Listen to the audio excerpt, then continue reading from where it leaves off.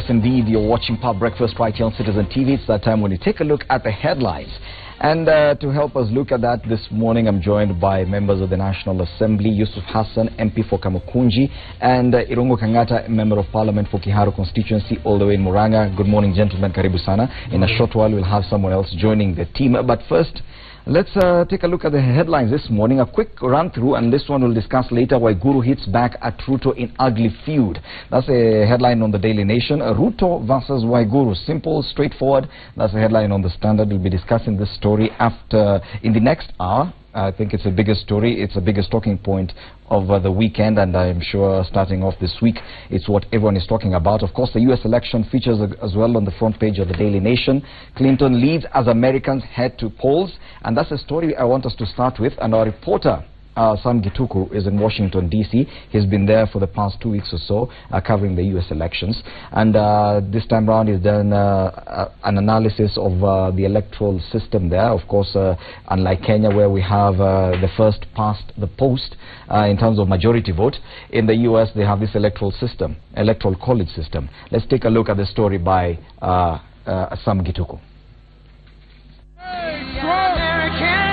It's probably the most draining electoral campaign in the world for candidates who have to almost physically visit every city in the 50 states in a bid to convince voters to vote for them. Hello, Arizona! But unlike in most democracies like Kenya, in the United States, the more than 140 million voters do not directly elect their president. God bless the USA! The wishes of the 50 semi-autonomous states are represented at the ballot by 538 electoral college participants, but just half of them, 270, are needed to win the race. Each of the 50 U.S. states plus the District of Columbia have different numbers of electors based on their population in the most recent census. The state of California to the west of the country is the largest, controlling 55 electoral votes. The smallest, like Montana, has just 3 electoral votes. Republicans and the Democrats therefore choose people to sit in the college only that the party that wins a state like Florida gets to send the 29 required voters. And then they would meet in their state capital a few weeks after the election, cast the ballots, generally as a formality, for Clinton or Trump, depending on who won the statewide vote in a popular vote sense, and then those results are sent to Washington and they're announced before the new Congress in early January. So show up early and vote. In the last days of this year's race for the White House, the two candidates, Donald Trump and Hillary Clinton, have been staging their campaigns in the so-called swing states, these being regions that are not solidly aligned to either party, the most hotly contested being Florida, North Carolina, New Hampshire, Pennsylvania, among others. The aim being to be the first to hit 270, which is half of the 538 electoral college votes. In the latest opinion polls, Democrat Hillary Clinton seems to be assured of securing at least 268 electoral votes, while Trump trails with about 204. 66 electoral votes are still out there in the hotly contested states, with the potential of swinging the election to either side. In 2012, President Obama polled 332 electoral votes, a decline from the 2008 performance of 365. Clinton's spouse, President Bill, polled 379 in 1996, an improvement from his first term's 370 in 1992. In the year 2000, Democrat Al Gore won the popular vote by 500,000 votes, but lost in the Electoral College by just 5 votes after losing the Florida state to Republican George Bush. To imagine that this house is the center of the fierce battle in the battleground states sounds unconvincing for its silence. However, the candidates have their arithmetic in check to ensure that their path to the White House remains in check and also tilts to their favor. Sam Gituku, Citizen TV, at the White House, Washington, D.C. By Sam Gituku is what we're about to start discussing this morning. And as we continue with our news review, we're joined by Brian Weke, CEO, Institute for Education and Democracy. Glad that you made it finally. You were in traffic or something?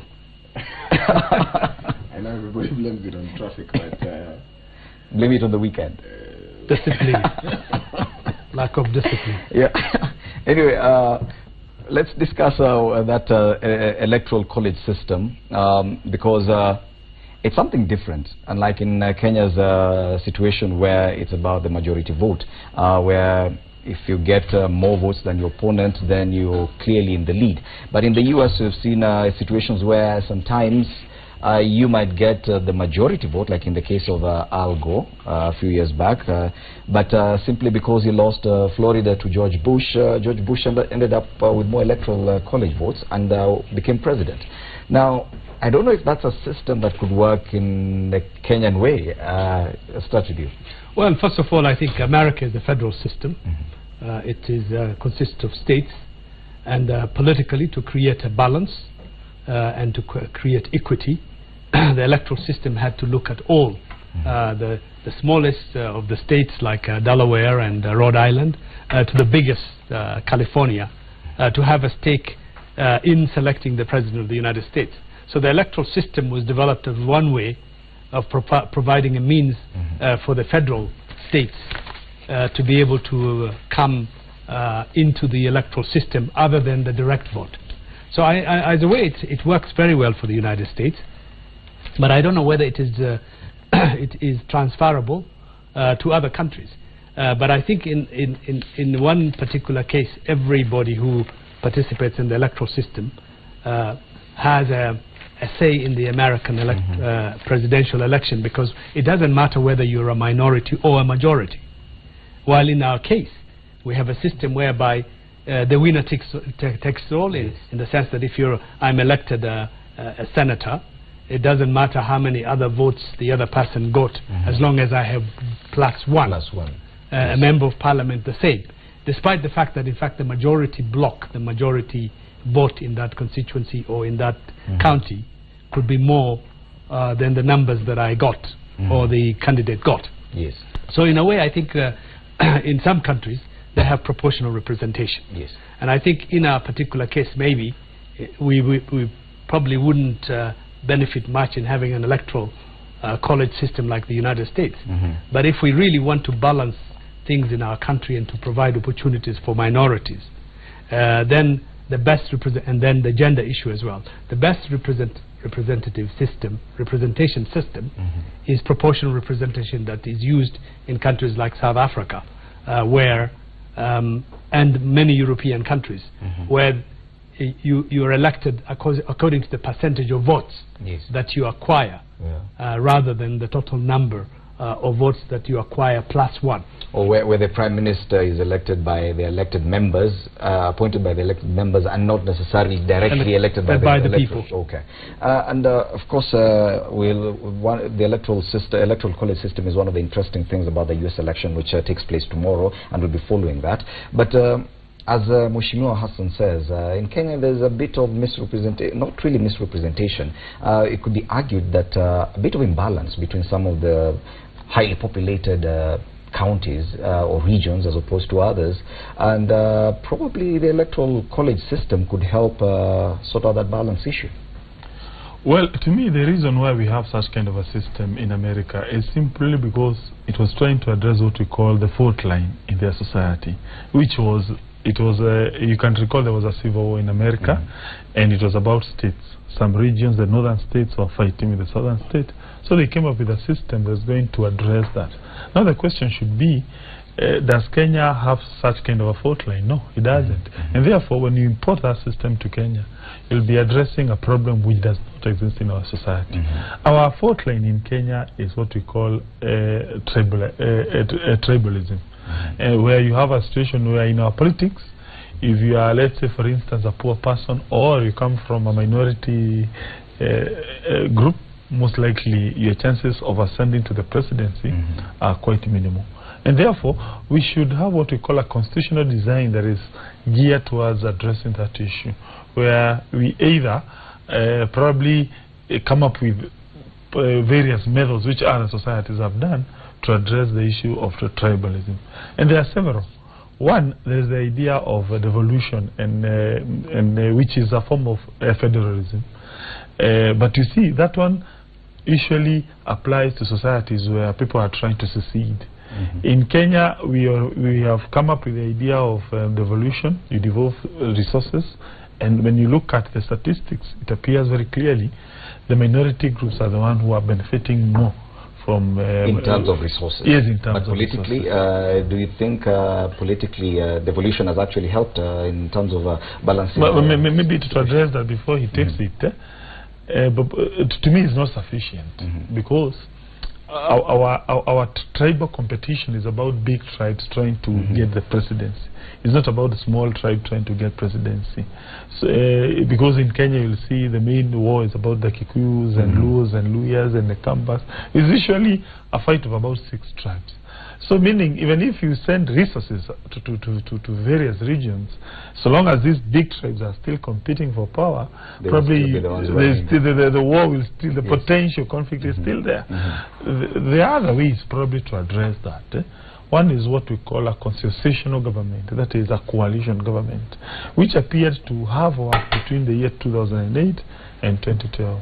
But of course, there are negatives of a constitutional government. It's not usually democratic. There's the issue, why is it that you're only accommodating, let's say, Kikuyus and Luos? What about Kambas? So maybe the best case scenario, in my own opinion, would be we come up with a system that improves on our presidential systems, which probably we can ensure everyone has a stake and an equal opportunity to ascend into the presidential system. Are you also in agreement that probably the US system of using an electoral college cannot apply in Kenya's county system? I think it is something we need to study critically, because clearly this process of first past the post does not work for this country. If you remember discussions when we were crafting our constitution, there was a major discussion whether we go the parliamentary system way or the presidential system. Now, when you had Kenyans initially, they wanted a parliamentary system, is because they knew there is no chance a Suba or a Masai or a Turkana or a Pokot for that matter, or you know, the so-called smaller tribes would ever be president, because it's a game of numbers. And we know very well that in our country tribalism has really entrenched itself politically. Having said that, you can see clearly we've had 4 presidents and all these presidents come from the big tribes. So there is no way. When would you get a Somali? If Yusuf Hassan decides to inspire people for him to become president, the chances would be next to nil. So the so-called the big 5 tribes would always dominate politics in our country. And that is the reason why we have said, and we still continue to argue, that this first past the post business does not work for this country. And that is the reason why you can see there's a lot of interest, regardless of how government is being run, regardless of how corruption is rampant in our country, regardless of all these heinous issues and crimes, still different tribes will have to coalesce on their person.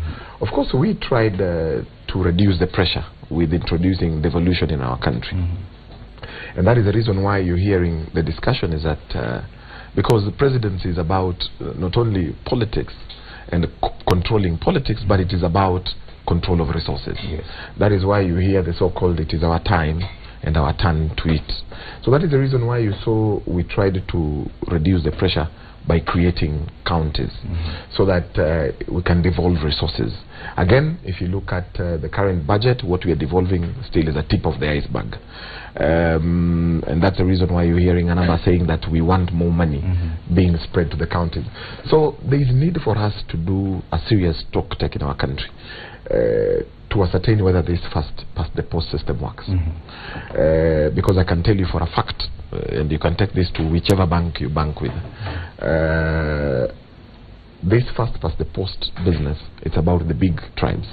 But even the big tribes, still you see there is a problem, because the so-called big tribes, Kenya has only been ruled by 2 tribes, and the script that is actually being sold is for the 2 tribes to keep on interchanging who is the first one and who is the deputy. So as a country, and for us to deal with the issue of tribalism and ensuring that there is equity and justice in terms of being president of this country, there's need for us to critically think through how we are going to ensure that the so-called minority tribes become president. Of course, some of these even big communities are not restricted to one or two counties, because even if you go to the minority counties, you still find members of these big communities, as it were. So probably it's a discussion that will continue. Of course, the electoral college system is something that's very interesting to watch in the United States election, and it's something, of course, we'll continue covering it, especially tomorrow that the elections are happening, and on Wednesday morning, of course, when the results start trickling in. Of course, the electoral college is going to be one of the biggest talking points of that election, and it could go either way. Of course, remembering the case of George Bush versus Al Gore, a very interesting outcome there. You can read about it. Let's now take a look at something else, and of course, it's not featuring on any front page of the dailies, but today KCSE kicks off. 577,079 candidates are sitting their first written KCSE exam this morning, and probably a chance for you to wish those candidates from your constituency best of luck. Indeed. In fact, not only from Kamkunji, I wish all the secondary school candidates in my constituency a successful and a happy examination. Also to the students who are doing it in Nairobi and the whole country, in fact. But I also wanted to say a word about how the KCPE has been conducted. Yes. This has been the most successful, I think, in my memory, the most successful exams we have had. No leakages, no shenanigans, and to a certain extent, I think one needs to praise our Secretary of State for Education. Cabinet Secretary. Cabinet Secretary. Cabinet Secretary. You're already into the U.S. system. Cabinet Secretary for Education, Dr. Fred Matiang'i, he's done, and his team, the Kenya National Examination Council, they have done a fantastic job. And I think if they continue that way, our exams would become credible. The kids who are going to get those results when they finish would have credibility. And it will be a win-win situation for all of us. Yes. And of course, for the first time in many years, KCSE is happening without this cloud of teacher strikes, cheating. Of course, ranking of schools is back. Very interesting to watch what will happen this time around. Yes, for me, I was an ardent supporter of ranking. The idea, the reasons which were given by the former Cabinet Secretary for Education for banning ranking were hollow. They did not make sense at all, because it appears he wanted to hide the mismanagement of our schools. Because if you have done a good job, you should be exposed. If you have done a bad job, you should also be exposed. And therefore, I did support the amendment to the law that was brought by Dr. Chris to ensure ranking is provided for under the law. Number two, I also take this opportunity to wish success to all students from Kiharu and also the Murang'a County. That is the Form 4s and also those who have just completed their primary school last week. And I also pray that we have done several interventions. When we rank counties this year, I would hope that Murang'a will be now up there. For a long time we have been a giant. I can recall when I was a young person, Murang'a was always being ranked position 5, position 3. But now I think for some years we went a little bit lower, but I hope this year with the reintroduction of ranking, Murang'a will be among the top, at least top 10 counties in the entire country, because I also believe education is the most important endeavor society can undertake, and we need to pool all our resources to ensure our education standards go up. As to the strikes, I want to congratulate the leaders of the unions and also Madam Masharia, the boss of TSC, for coming up with a good way of resolving these conflicts. We do have now a collective bargaining agreement that has been signed. I also pray that teachers are well paid, because that will act as a motivating factor towards doing a good job. So I thank TSC, I thank teachers, I also thank government for agreeing to add some money to teachers. Yes, and of course CS Dr. Fred Matiang'i has to take credit to a great extent with regard to the success of the exams this year. You agree? I think first, let's try and understand issues. When I hear Honorable Yusuf Hassan saying that this is the best KCPE under the watch of our Cabinet Secretary, then it pains me, because, you know, Honorable Yusuf Hassan is referring to the previous 2-3 under the Jubilee government, which has been a sham, for lack of a better word. And Honorable Matiang'i has really tried to cleanse that particular process. So Yusuf Hassan is not the best since the country post-independence, but the best since Jubilee took over power.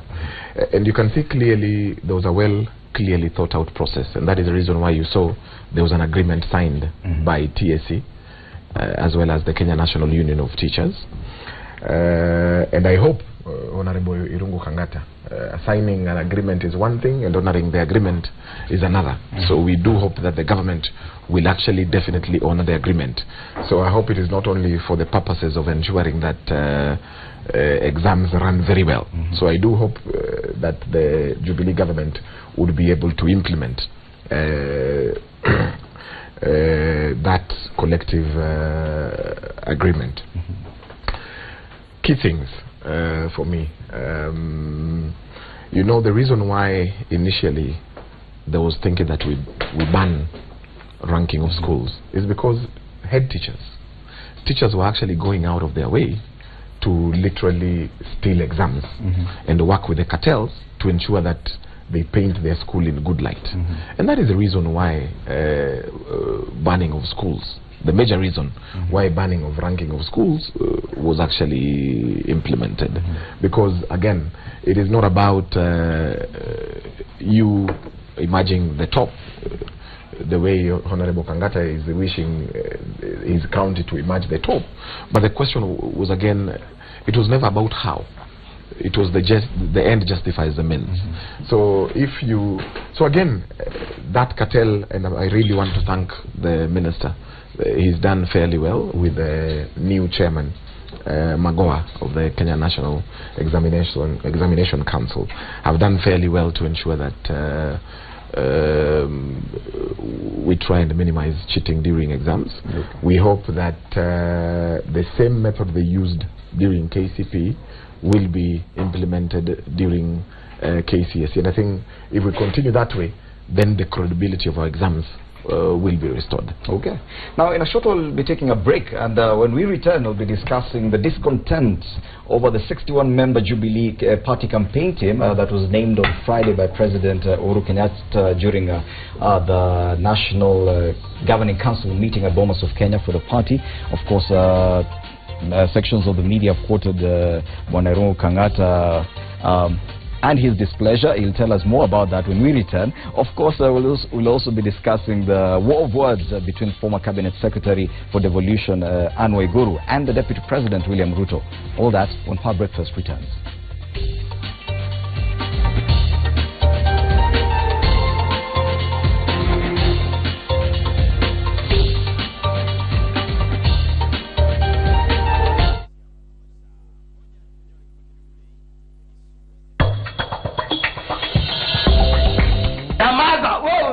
Tangu lini uliona mwanamke anaongea mbele ya wanaume? Unajua yule vile. Wewe unajua nini?